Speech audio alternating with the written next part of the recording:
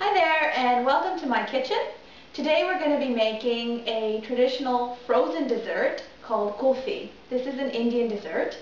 I thought it would be a nice touch seeing as it's Christmas and the holidays and you may be entertaining. There are many different flavors of Qulfi, pistachio, rose, vanilla, mango, but we're going to keep it simple today and just go with plain. Before I start, I just want to show you some of the main ingredients that you use in Qulfi. The base is Cool Whip, or, well, this is the no-name version, equality whipped topping. But if you're a big spender, you can go out and buy a tub of Cool Whip. You use a tub of this. It's a 1 liter tub. And the second is a can of condensed milk. That's the French side. The English side, condensed milk. It's sweetened condensed milk, 300 mils. And the third main ingredient is evaporated milk. Once again, you can get the Carnation brand, but I've chosen to go equality. And this is 370 mils. Today we're going to be doing half of this. So usually you would take 1 tub of this, half a can of condensed milk, and an entire can of evaporated milk. I'm halving everything today just because we don't need to make that much. Alright. So, I started with half a tub of Cool Whip, or whipped topping. So this is 500 mils. So you just want to, and normally the Cool Whip would go in your freezer, so when you take it out it would be kind of tough. So I took it out and just left it in the fridge for a couple hours prior. So it's a bit softer, just so that it's more workable. So just mush it up with a spoon, break it up a little bit. And to this, I'm going to add half a can, so this is half a can of evaporated milk. So it would be 370 mils divided by 2, which I'm not going to tell you what that is now. Get a calculator, figure it out. Okay, so that's half a can of evaporated milk. And then what I have here is a really sticky substance. This is the condensed milk. And so normally in the full recipe you would put half a can. I'm putting half of that, so a quarter can of condensed milk. So 75 mils. So add that, and it's really sticky. But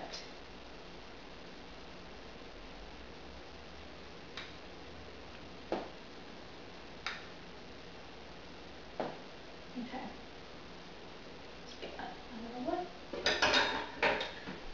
Okay, so before I put in anything else, I'm just going to, oh, I need my spatula still. I'm going to use a blender and mix all of this up. Okay, so we just finished blending. Basically, I just kept blending with the hand blender until all the lumps are gone. Because the Cool Whip initially, because it's kind of frozen, will remain lumpy until you really work the blender through it for a good amount of time. So we're done blending. So I'm going to set this aside for a second. And the next step is kind of fun. One of the main ingredients in a lot of Indian food, a lot of Indian desserts specifically, is saffron. That gives it color. So we're going to be using saffron in this recipe, but we can't just use it plain, like it comes in little shreds like this. We can't. We have to mix it with sugar, and then using a mini mortar and pestle, you're going to grind it all up.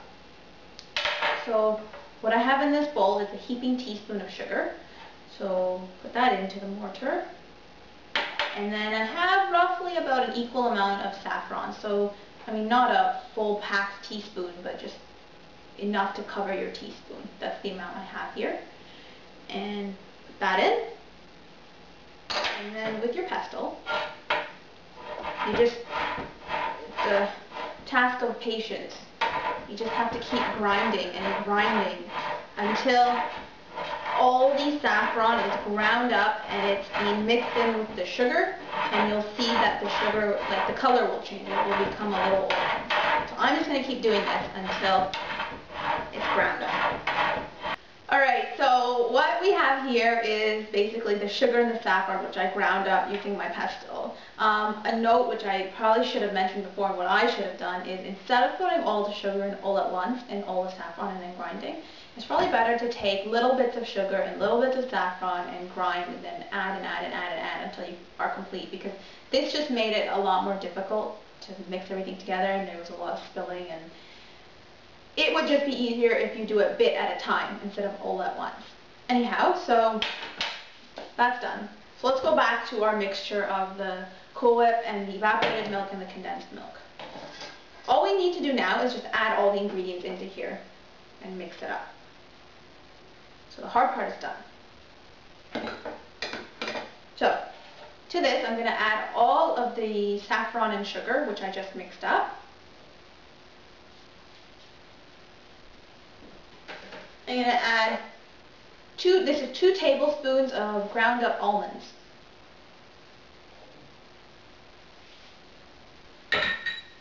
And I'm also going to add 1 teaspoon, or it's about 3/4 teaspoon, of cardamom, ground up cardamom. I don't really like cardamom, so I put a little bit less, but if you like the flavor, you can add more. And mix it up. First with the spoon, and then I'll actually give it a good mix with the hand blender in a second.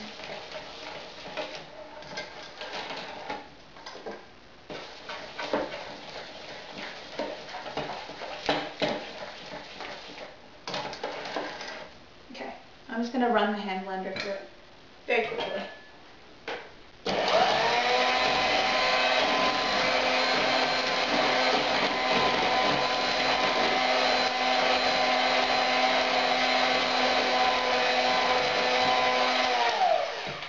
So you should see that the color has changed slightly. It's probably gone a little yellow because of the saffron, and that's something you want. So you don't need this anymore.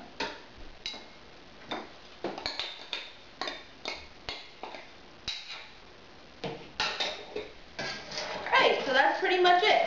Now at this point, you have 2 options. You can pour this all into like a lasagna tray or something and then put it in the freezer to freeze.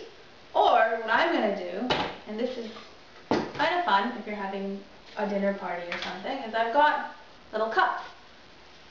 And what I'll do, I think this much should fill, I mean, I'm not going to fill the cup all the way, just fill it maybe about halfway. And so this much should make, I think, about 7 to 8 cups. Okay, so I finished pouring all the Qulfi mixture into the individual cups. And as a finishing garnish, what I have in these bottles is some almond in this bottle and pistachio in this bottle. And I've just taken a knife and I've chopped it thinly, as thin as possible. And so you just want to garnish on each cup a little bit of almond and a little bit of pistachio as a finish. It looks nice. If you don't like it, you can skip it.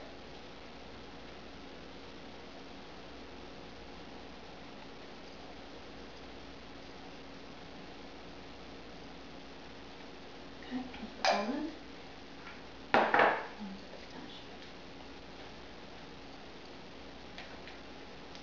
If it were up to me, I would probably skip it again, because I'm not a fan of things that are too nutty.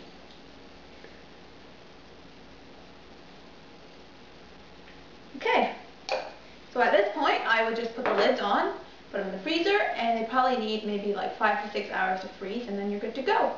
And so what I'll do at this point is I want to show you the finished product. So let's just get these out of the way. These are frozen. This is the finished product. So it's frozen, see? And if we just, grab a spoon, and there's your ice cream.